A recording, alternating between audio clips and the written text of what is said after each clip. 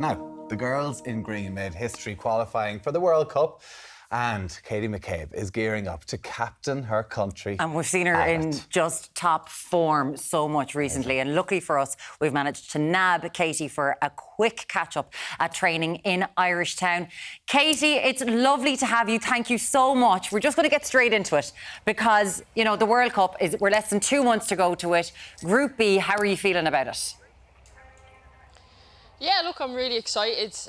We're going to finish the end of the WSL season soon, and then we'll have a bit of time off and can get straight into it when we get back to Dublin.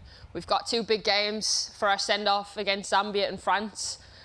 So we're hoping the fans come out to Talent and support us and cheer us on before we head off to Australia. No doubt. Like, the country is going to be absolutely buzzing, which I'm sure you're fully aware of. But everybody is so excited. And it's not just here in Ireland. It looks like it's going to be buzzing in Australia as well, because the opening match is against Australia. And it's not going to be in the National Stadium Australia, in front of 83,000 people. I mean, what a way to kick off the tournament. Yeah, it's so exciting. I've got a few Australian teammates as well, and I've been kind of giving them a bit of banter about having more Irish there than Australians, because there's so much Irish down in Sydney.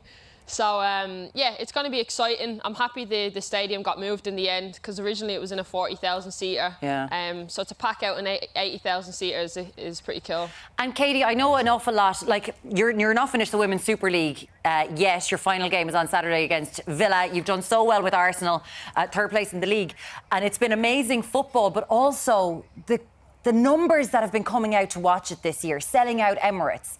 It does mean a lot for the game, right?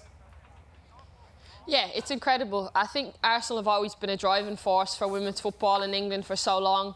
And the direction the club are heading off the pitch in terms of marketing the women's team from a commercial point of view is really incredible. And they showed that with 60,000 selling out in the semi-final against Wolfsburg. So, yeah, it's an exciting time. So, yeah, Arsenal are looking to capitalise on it at all times. Yeah, like, it is incredible. I think the competitiveness of it, the fact that it's going right down to the wire to the last game of the season to see whether Chelsea do clinch the title against Man United and stuff is amazing. But it's actually the level and the standard of football is just out of this world. Like, and yourself, you're leading that. You're up for goal of the month in April as well with an absolute cracker. I mean, like, it's a special time to be a part of it, particularly with the success of the WSL.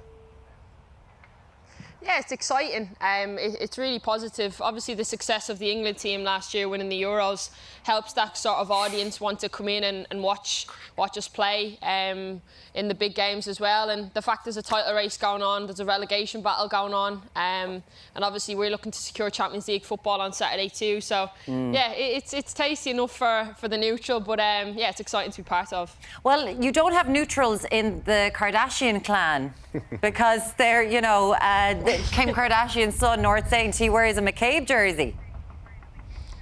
Yeah, it was that blew up actually. My phone started hopping when the photo went out with Kim's son watching the game. Yeah, it's incredible to obviously have that sort of support, and I'm just happy they chose a McCabe 15 shirt. Yeah. You're right. Kim, I mean, her good friend Kim. Yeah, Kardashians, no biggie, no biggie. Like, you've also shared, like, you're growing the game. The game has grown so much, and you actually shared a video recently of a young young supporter who came to meet you in Liverpool as well. It's a special moment to be able to react with young fans like that. Yeah, look, it's important for us to always engage with our fans. It's even that little girl recently. It's easy to kind of spot the tricolour when you're over in England if they're in the crowd. So I always manage to go over and make sure I give time back, because I was once that fan, looking up to my idols when I was going to football games. And yeah, it's an important feeling, and we don't want to lose that. Look at her. You gave your boots away, signed them. Tommy, did you ever do that? I mean, should you not were you a nice person? Did you give boots to anyone? Should you not have waited till after the match before giving the boots away, Katie? That was after the match. Yeah, he's such a pup. He's only avoiding the question he's meant to be asking about you and your... How many siblings? To be fair, oh yes. It's made for this. Katie McCabe, you actually have 11 in total. 10 siblings. And football is in the family. Yeah, my older brother, he played for Shamrock Rovers, and then my younger sister, she's playing with Shamrock Rovers as well, and then she's in the Ireland underage setup as well. So she's hot on my heels, and I'm sure she'll be replacing me in a few years when I've retired. Jeannie, will you calm down? We're just talking about the World Cup now. We don't want you thinking about going anywhere else like that. But what a family to have. Like, 3 footballers, the pressure in that family. But I suppose when you have 10 siblings. Thank you very much. That's good. Now, Katie, you are all about encouraging women in sport as well. It is really important to you, and I know you're involved in an initiative at the minute. Yeah, I'm involved with Cadbury and the Supporter and a Half campaign. And for us, I've loved working with the brand ever since I teamed up with them. It's all about encouraging supporters to get involved. And with the women's teams, it's been such a special place for me because I was among a senior women's team, and for Cadbury to be supporting them all around to encourage participation within women's football is really incredible, and yeah, it's something I'm really happy to be part of. Look, it's just so exciting, and to see the crowds that are coming out at the minute. And you, of course, had those 2 big games before flying out to Australia as well. Zambia first up on the 22nd of June, and then France on July the 6th. And no doubt there's going to be a massive crowd. I'd say you're just so buzzing. You know, to qualify for the World Cup is amazing, but I'd say you just can't wait to get out there. Make sure you get your tickets for it. Oh, we'll be there. Oh my God, Virgin Media are sending us over. Oh, yeah, absolutely. We're bringing the couch, Katie. We're going to be pitch side. But there is another thing that's going on that I think is absolutely amazing. This is September the 23rd.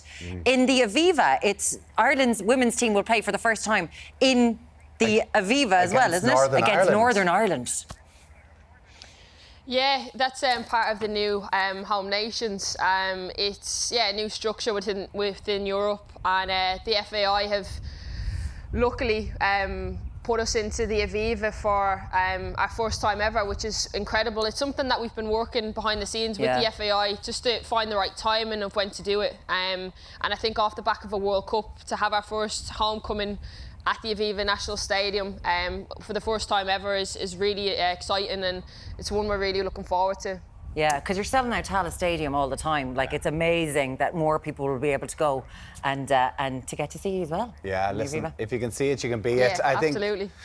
Katie, you're an absolute superstar. We've been dying to chat to you for ages now. Tommy's been trying to set this up for how long? Ages, yeah. And she keeps blanking me. But anyway, listen, I'm delighted to have you this morning.